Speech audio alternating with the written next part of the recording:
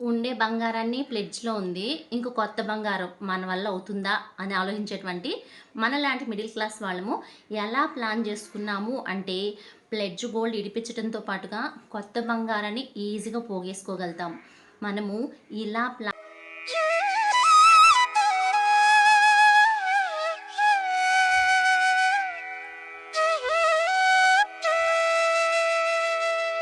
చేసుకొని చేయగలిగాము అంటే, ఈజీగా 1 గ్రామ్ ఉండే ప్లేస్‌లో 10 గ్రాములైనా, 10 గ్రాములు ఉండే ప్లేస్‌లో 100 గ్రాములైనా మనం వెనకేసుకోవచ్చు. బంగారం ధరతో సంబంధం లేకుండా. ఆ వివరాలేంటో క్లియర్‌గా ఎక్స్‌ప్లెయిన్ చేస్తాను. అన్నట్టు నా పేరు పూర్ణిమ గాని పీజీటెక్ ఛానల్ నుంచి మాట్లాడుతున్నాను.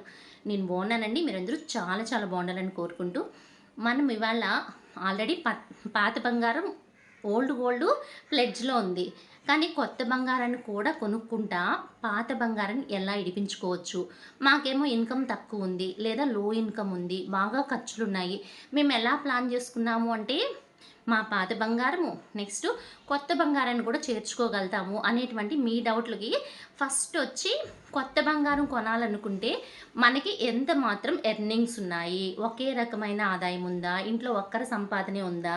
లేదా ఇంకొకళ్ళ సంపాదన ఉందా? లేదా ఒకే రకమైన ఇన్‌కమ్ ఉందా? 2 ఇన్‌కమ్ లేదా? ఒకవేళ లేకపోతే ఆ ఇన్‌కమ్‌ని ఎలా మనం జనరేట్ చేసుకోవాలా? నెక్స్టు మన యొక్క ఖర్చెంత? Budget plan జేసుకోవాలా? మనం దేనికి ఖర్చు పెడుతున్నాము? ఏది వేస్ట్ ఖర్చులుగా పోతా ఉంది? ఏది లిమిటెడ్‌గా వాడుకుంటా ఉన్నాము? లగ్జూరియస్‌కి ఏమన్నా పోతున్నామా? అదే పులిని చూసి నక్క వాతేసుకున్నట్టు ఏసుకుంటున్నామా? లేదా మనకి ఎంత అవసరమో అంతవరకే వాడుకుంటున్నామా? అన్నదాన్ని ఒక్కసారి మన బడ్జెట్‌ని, మన ఇన్‌కమ్‌ని చెక్ చేసుకొని మనము ఇలా ప్లాన్ చేసుకుందాము. ఎలా అంటే ఫస్టు మనకి కొత్త బంగారం కావాలా? కానీ పాత బంగారము కుదువలో ఉంది. ఫర్ ఎగ్జాంపుల్ ఒక రూ. 1,00,000 గోల్డ్ మనం తాకట్టు పెట్టినాము.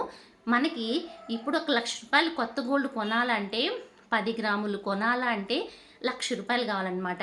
అదే మన గోల్డ్ ప్లెడ్జ్ పెట్టాలా అంటే మినిమమ్ 22, 23 గ్రాములు ఉంటే తప్ప రూ. 1,00,000 మనకు అమౌంట్ రాదు. సో, మనకి రూ. 1,00,000 పాత గోల్డ్ ఇడిపించాలా? లేదా కొత్త గోల్డ్ కూడా కొనుక్కోవాలా? ఫస్ట్ మన ప్రిఫరెన్స్ ఏంటంటే, మనం ఆల్రెడీ ప్లెడ్జ్ పెట్టినటువంటి గోల్డ్‌ని ఇడిపించేందుకు మనకి ఏమేం సోర్సెస్ ఉన్నాయి? మనం ఎలా సేవ్ చేస్తున్నాము? అన్నదాన్ని ఒక్కసారి చెక్ చేసుకోవాలనమాట. లేదు, నేను కొన్ని టిప్స్ చెప్తాను చూడండి. మనము పాత గోల్డ్ ఇడిపించుకోవాలంటే కొన్ని రెమెడీస్ ఫాలో అవ్వాల. అందులో ఒకటొచ్చి వార నియమాలు అంటాను. నేను ఫాలో అయ్యేటివన్నమాట. మంగళవారం గానీ, లేదా నెలలో కొన్ని నక్షత్రాలొస్తాయన్నమాట. హస్తా నక్షత్రం వచ్చిన రోజు గానీ, మినిమమ్ మనము కుదువ పెట్టేసుంటాం. అసలు ఇడిపించలేకపోతున్నటువంటి పరిస్థితిలో గూడా నెలలో మీరు చెక్ జేసుకోండి. ఏ రోజు హస్తా నక్షత్రం ఉంది, ఏ రోజు మంగళవారం ఉంది అన్న విషయాన్ని చూసుకొని మినిమమ్ అంటే మినిమమ్ మన బంగారానికి ఒక 500 కష్టంగా తీసుకెళ్ళి కట్టి చూడండి. మీరు ఎంత ఈజీగా ఆ బంగారాన్ని ఇడిపించుకోవచ్చో మీకే తెలుస్తుందనమాట. సో, అది పక్కన పెట్టేస్తే మనకొక ప్లాన్ ఉండాలనమాట. సో, ఎలా అంటే రూ. 1,00,000 నగలు నాకు తాకట్టులో ఉన్నాయి. నేను ఎంత నెలకి సేవ్ చేయగలగాల? ఎందులో నుంచి సేవ్ చేయాలంటే మనకొక 20,000, 30,000 శాలరీ వస్తాంది. అందులో మనకి మినిమమ్ అంటే మినిమము ఫర్ మంత్ శాలరీ పడిందే ఒక 5,000 నుంచి 4,000 పక్కన పెట్టేయాల. ఇది ఓన్లీ అప్పు కోసమని పెట్టాలి. అంటే రకరకాల అప్పులుంటాయి. నేనిక్కడ గోల్డ్ లోన్ గురించి చెప్తున్నాను. ఏ దానికోసమైనా ఫస్ట్ వచ్చి మనము హయ్యర్ మోస్ట్ అప్పు కోసం పక్కన పెట్టేయాల. సో, ఆ 4,000, 5,000 పక్కన పెట్టేసాము. రిమైనింగ్ డబ్బుల్లో నుంచి మనం ఇంకెలా 5,000 కడితే రూ. 1,00,000 రావు గదా! ఇప్పుడు సంవత్సరానికంతా ఇడిపించమంటున్నారు గదా! సంవత్సరం లోపల ఎట్ట ఇడిపించుకోవాలా అనే ఆలోచన ఉంటే ఇలా ప్లాన్ చేయండి. మనము నెలకొకసారి ఎంతో కొంత అమౌంట్ పక్కన పెట్టామా, దాంతో పాటుగా మన ఖర్చులు, మనం గ్రోసరీస్ ఏం కొంటున్నాము, నెక్స్టు నాన్ వెజ్ ఐటెమ్స్ గానీ, మనం ఏదన్నా హోటల్స్‌కి వెళ్ళడం, రెస్టారెంట్‌కెళ్ళడము, లేదంటే అనుకోని ఖర్చులుంటాయనమాట. సినిమాలకు పోవడం గానీ, షాపింగ్స్ చేయడం గానీ, ఇప్పుడు ఎక్కువగా ఆన్‌లైన్ షాపింగ్స్ బాగా చేస్తా ఉంటామనమాట. ఇలాంటి షాపింగ్స్ లాంటివి ఏమన్నా చేస్తున్నామా? ఇలాంటి వాటిలో ఏమన్నా ఖర్చులు పోతా ఉందని వారానికి ఒక రోజు అట్‌లీస్ట్ మనం పెట్టేటువంటి ఖర్చులన్నిట్లో నుంచి వారానికి తక్కువ గాకుండా ఒక 500, రూ. 1,000 పక్కన పెట్టేసేయండి. సో, మనము వారానికి ఒక 500 పెట్టామనుకోండి, 4 వారాల్లో ఒక 2,000. మనం ఆల్రెడీ 4, 5,000 పక్కన తీసి పెట్టాం గదా! ఈ 2,000 కలిస్తే రూ. 7,000 మనం సేవ్ చేసిన వాళ్ళమవుతాం అబ్బా! దీంతో పాటుగా మనం ఒక ఎక్స్‌ట్రా ఇన్‌కమ్ క్రియేట్ చేసుకోండి. ఏదో ఒకటి రోజుకొక రూ. 100 ఇన్‌కమ్ జనరేట్ చేసుకోవడం అనమాట. లేదా సేవింగ్స్ అనేటివి ప్లాన్ జేసుకోండి. హుండీ సేవింగ్ గావచ్చు, డిబ్బీ సేవింగ్ గావచ్చు, ఒక డెడికేటెడ్ సేవింగ్ మనం సంపాదించినటువంటి రూ. 100 సంపాదించాం. దాంట్లో ఒక 10%, 20% ఎక్స్‌ట్రా ఇన్‌కమ్‌లో నుంచి పక్కన పెట్టడం అలవాటు చేసుకోండి.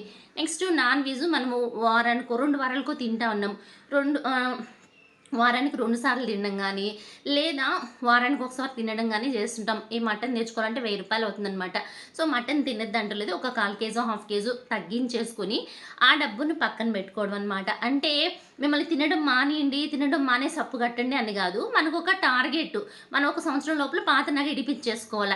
ఇలా మనము ఇట్లా వేస్ట్ ఖర్చులు అని కాదు గానీ, మనకి పెట్టేటువంటి ఖర్చులు కొంచెం తెలివిగా ఒక 4 కేజీ అటు తగ్గించాము అనుకోండి, ఒక 200, 300 మిగులుతుంది. అక్కడేం చేస్తారంటే ఆ ప్లేస్‌లో ఈవెన్ చికెనే తింటున్నారు. సో, ఒక కేజీ చికెన్ తెచ్చుకుంటున్నారు. అప్పుడు హాఫ్ కేజీ చికెన్ తెచ్చుకోండి.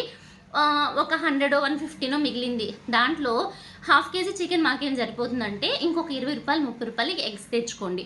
ఒక పూట చికెన్ తినండి, ఒక పూట ఎగ్ కర్రీ చేసుకోండి. ఆ మిగిలిన డబ్బుల్ని పక్కన పెట్టినా గానీ, ఇలా అంటే మనం పెట్టేటువంటి ఖర్చుల్ని కొంచెం స్మార్ట్‌గా ఆలోచించి, వంట రూమ్‌లో నుంచి గూడా అట్‌లీస్ట్ ఒక 1000, 1500 పక్కన పెట్టుకోవచ్చనమాట. అంటే మనం పెట్టేటువంటి ఖర్చుల్ని తెలివిగా పెట్టడం వల్ల కూడా 1000, 1500 ఆల్రెడీ ఒక 4, 5,000 అక్కడ ఉందా, రూ. 2000 మనం వారం, వారం ఒక 500 పక్కన పెట్టేసామా, ఇట్లాంటి మనం అంటే ఫర్ ఎగ్జాంపుల్ చెప్పా. ఇందులో నుంచే కాదు చాలా వాటిలో వెజిటబుల్స్ ఇంట్లో పట్టించుకోవడం కావచ్చు, కూరగాయలు బయట కొనడం మానేస్తాం కదా!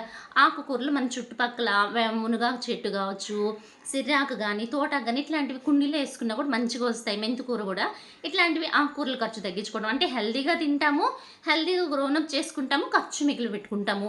వాటిని కొంచెం ఎక్స్‌ట్రా వచ్చాయి, అమ్మేసుకుంటే డబ్బే వస్తుంది గదా! సో, అలా ప్లాన్ చేసుకొని వచ్చిన డబ్బులు నెలకి అట్‌లీస్టు 7,000-9,000 మిగిలి పెట్టాము అనుకోండి, మన అప్పు సంవత్సరానికి క్లియర్ అయిపోద్దనమాట. సో, దీంతో పాటుగా ఇంకా ఎక్స్‌ట్రాగా ఒక 1000, 1500 మనం సేవ్ చేయగలిగితే ఎక్స్‌ట్రా ఇన్‌కమ్ నుంచి మనం ఏం చేయాలంటే, కొత్త గోల్డ్ కొనేదానికి గోల్డ్ చిట్ వేసేసుకోండి. మీకు ఆర్నమెంట్ కావాలనుకుంటే గోల్డ్ చిట్ వేసుకోండి. ఆర్నమెంటు అంటే 1000, 1500కి ఏమొస్తుందో, ఒక కాలు సవర వస్తుందో, అర సవర వస్తుందో, నాకు చిన్న వస్తువు కాదు పెద్ద నగ కావాలా అనుకున్నారనుకోండి, ఇక్కడ ఇంకా బేషుగ్గా ఏం చేస్తారంటే, ఒక హుండీ పెట్టేసుకొని, అది లాక్ ఉంటుంది కదా! ఆ హుండీ పెట్టేసుకొని లాక్కుండేటువంటి హుండీ ఒకదాన్ని పెట్టేసుకొని, దాంట్లో మనకి ఎంత అమౌంట్ మిగులుతుందో వేసుకోండి ఎక్స్‌ట్రా ఇన్‌కమ్ నుంచి. 1 మంత్‌కి వన్స్ గానీ, 15 డేస్ వన్స్ గానీ, లేదా 3 మంత్స్ వన్స్ గానీ ఓపెన్ చేసి ఎంత అమౌంట్ ఉందో దాని రిలేటెడ్‌గా గోల్డ్ కాయిన్స్ కొన్ని పక్కన పెట్టేసుకోండి. ఎప్పుడైతే మనం గోల్డ్ కాయిన్స్ పక్కన పెట్టుకుంటామో, ఒక 5 గ్రాములు, 6 గ్రాములు, 10 గ్రాములు అట్లా అవుతాయి గదా! సో, ఇలా అయినటువంటి గోల్డ్ కాయిన్స్‌ని ఏం చేస్తాము అంటే, వన్ టైమ్ డిపాజిట్ కింద మనం ఎప్పుడైతే పెట్టేసుకుంటామో, ఆ వన్ టైమ్ డిపాజిట్‌లో నుంచి మనము వితౌట్ వీఏతో మనమైతే కొత్త గోల్డ్ ఐటెమ్స్ అయితే కొనుక్కోవచ్చనమాట. ఇప్పుడు మన పాత బంగారాన్ని డెడికేటెడ్‌గా ప్రతి నెల కట్టి ఇడిపించుకోవడంతో పాటుగా, కొత్త బంగారాన్ని కూడా కాయిన్స్ రూపంలో సేవ్ చేసి పెట్టుకున్నాము అనుకోండి. ఇన్ కేస్ మనము ఇట్లా మనం కొత్త బంగారము సేవ్ చేసుకున్నాం, పాత బంగారం ఇడిపించేసుకున్నాం. ఇప్పుడు పెద్ద నగ కావాలనుకోండి, మనకొక డిసిప్లిన్ అలవాటై ఉంటుంది గదా! పాత నగలు ఇడిపించుకునేదానికి నెల నెల ఇంత పక్కన పెట్టడం, బడ్జెట్ ప్లాన్ చేసుకోవడం. ఇప్పుడు బేసిక్‌గా ఏం చేస్తారంటే, మనం ఇడిపించినటువంటి నగల్ని మళ్ళా ప్లెడ్జ్ పెట్టి, ఆ రూ. 1,00,000 కొత్తగా కొనిపెట్టుకున్నటువంటి 7, 8 గ్రాములు ఈ రెండిటిని తీసుకెళ్ళి అమౌంట్‌ని డిపాజిట్ స్కీమ్‌లో కట్టేసి 11 మంత్స్ తర్వాత వితౌట్ వీఏతో కొత్త బంగారాన్నయితే కొనుక్కోవచ్చనమాట. సో, ఇలా ప్లాన్ చేసుకున్నాము అంటే, మన దగ్గర ఒక సవరు బంగారం ఉన్నిందంటే 10 సవర్లుగా ప్లాన్ చేసుకోవచ్చనమాట. లేదు 10 ఉందంటే 100 సవర్లు కూడా కొనుక్కోవచ్చు. చిన్నపాటి ట్రిక్స్ అండ్ టిప్స్ ఏందిరా అంటే, మనము సేవ్ చేయాలనేటువంటి సంకల్పము, మనం అమౌంట్‌నంతా ఒకే దగ్గర సేవ్ చేయకపోవడము, నెక్స్ట్ ఒక డిసిప్లిన్ సేవింగు, ఎర్నింగ్స్ కూడా పెంచుకోవడం అనమాట. ఎంతసేపు పొదుపనే గాకుండా ఇన్‌కమ్స్‌ని పెంచుకోవడం. ఎప్పుడైతే ఒకే ఇన్‌కమ్ మీద ఆధారపడతామో, దాంట్లో ఎంత గీసి దాసిపెట్టినా కష్టమవుతుంది. మనము ఇంకొక ఇన్‌కమ్ జనరేట్ చేసుకుందాం. ఫర్ ఎగ్జాంపుల్ ఒక పని అంటే మామూలుగా ఆఫీస్ వర్క్ చేస్తా ఉన్నారు. రిమైనింగ్ పార్ట్ టైమ్ ఏదో ఒకటి మీ క్రియేటివిటీని బట్టిచ్చి ఏదో ఒక పార్ట్ టైమ్ జాబ్ చేసుకోండి. ఫర్ ఎగ్జాంపుల్ మా ఫ్రెండ్ ఏం చేస్తుందంటే, ఆఫీస్‌కెళ్తుంది, ఈవినింగ్ వచ్చి పిండి మిల్ ఉంది, టైలరింగ్ ఉందనమాట.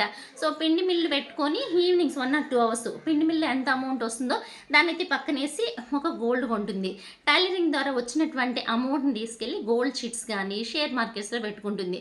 అంటే దానికొచ్చే సాలరీని ఇల్లు గడుపుకుంటుందనమాట. సో, అలా ఫర్ ఎగ్జాంపుల్ చెప్పాను. ఒకే రకమైన ఇన్‌కమ్ మీద డిపెండ్ అవ్వటం గాకుండా, మన ఇన్‌కమ్ సోర్సెస్‌ని పెంచుకోవడం వల్ల మన ఇన్‌కమ్ పెరుగుద్ది. మనం అనుకున్నటువంటి గోల్‌ని అచీవ్ చేయగలుగుతాం అనమాట. నేను గోల్డు కాయిన్స్ కొనేదానికన్నా ఏదైనా డివిడెండ్ చిట్ లాంటిది వేసుకుంటాను అన్నారనుకోండి, మీరు బ్రహ్మాండంగా ఏసుకోండి. డివిడెండ్ చెట్టు మనకి రీజనబుల్‌గా వచ్చినప్పుడు ఇడిపించుకొని, ఇదే విధంగా ఒకేసారి గోల్డ్ కొనడం గాకుండా, మీరు ఇట్లా ప్లెడ్జ్‌లో ఉన్నటువంటి గోల్డ్ రిలీజ్ చేసుకోవడంతో పాటుగా కొత్త బంగారాన్ని గూడా కొనుక్కోవచ్చనమాట. నెల నెల దాసిపెట్టిన డబ్బు డైరెక్ట్‌గా గోల్డ్‌కి మనం లోన్ కట్టామంటే పెద్ద ఇన్‌కమ్ సోర్స్ ఉండదు కదా అనుకునేవాళ్ళు, ఇలా డివిడెండ్ చెట్‌ని ప్లాన్ చేసుకొని గూడా గోల్డ్ కొనుక్కోవడం మొదలుపెట్టారు అంటే, లేదా పాత గోల్డ్ ఇడిపించేసుకున్నా గూడా, ఇలా వచ్చినటువంటి గోల్డ్‌ని రీఇన్వెస్ట్ చేయడము, మళ్ళా దాని నుంచి కొత్త గోల్డ్ కొనుక్కోవడం అనమాట. మనకి ప్లెడ్జ్ గోల్డ్ వదులుకోకూడదు. ఎందుకోసమంటే రోజు రోజుకి గోల్డ్ ప్రైజెస్ పెరుగుతా ఉంది. అలాగే కొత్త బంగారాన్ని కొనుక్కోవాలనే ఆశను మాత్రం వదులుకోవద్దు.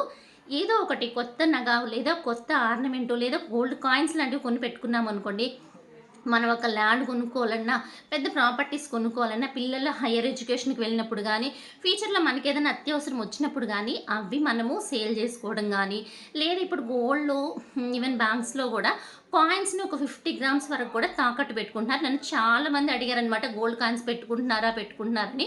ఖచ్చితంగా పెట్టుకుంటారండి. సో, మీరు అలా కూడా ఇన్వెస్ట్ చేసుకొనైతే గోల్డ్‌నైతే పెంచుకోవచ్చనమాట. సో, నేనిచ్చినటువంటి ఇన్ఫర్మేషన్ మీకు యూజ్ అవుతుందనుకుంటున్నాను. నచ్చితే ప్లీజ్ ఒక లైక్ ఇవ్వండి. అలాగే కొత్తగా చూస్తే సబ్స్క్రైబ్ చేసుకొని ఫాలో అవుతారు కదా! ఓకే అండి. బై. See you. నమస్తే.